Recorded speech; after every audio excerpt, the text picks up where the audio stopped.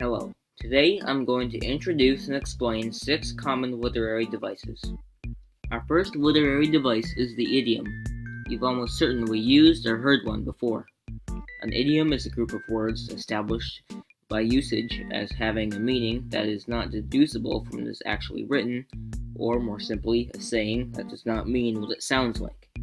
Here are a few examples. The first one is beat around the bush. It means to deliberately avoid the main topic in conversation or not speaking directly. Another example is kill 2 birds with 1 stone. That means to accomplish 2 things at once. Take with a grain of salt is another example of an idiom that means to not take what someone says seriously or literally. Our next literary device is called a euphemism. It's a mild or indirect term substituted for one considered to be too harsh or blunt when referring to something unpleasant or embarrassing. Here are a few examples. One is economically disadvantaged, which is a euphemism for being poor. Our second example is unmotivated, which is a euphemism for being lazy. And vertically challenged is a euphemism for someone being short.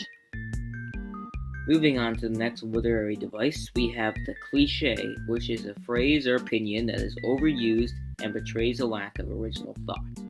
Some examples are back to the drawing board, or to start over after an idea fails.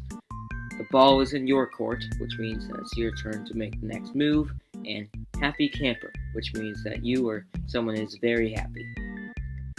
Next, we have a literary device that sounds weird called an oxymoron.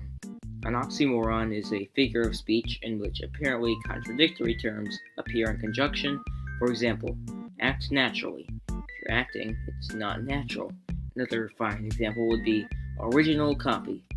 Copy is non-original. It's a copy. The last example is crash landing. If you crashed, you didn't land. You crashed. Well, we're almost done. Just a couple more devices. One being parallelism. Parallelism is the use of successive verbal constructions in poetry or prose that can correspond in grammatical structure, sound, meter, meaning, etc. For example, like father, like son, or easy come, easy go.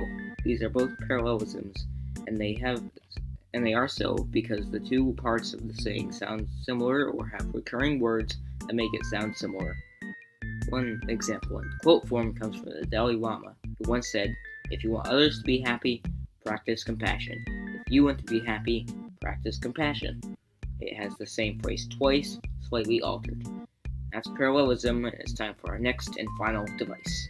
Allusion. Allusion is an expression designed to call something to mind without mentioning it explicitly, an indirect passive reference. For example, "You to Brutus" is an allusion that refers to Julius Caesar's murder. You say it when you feel betrayed by a friend. Another example is, "He is so narcissistic." This refers to Narcissus in ancient Greek mythology. The final example is, "You're carrying the weight of the world on your shoulders," which alludes to the Titan Atlas of ancient Greek myth. Well, that's all the literary devices today. Thanks for watching. Created using Powtoon.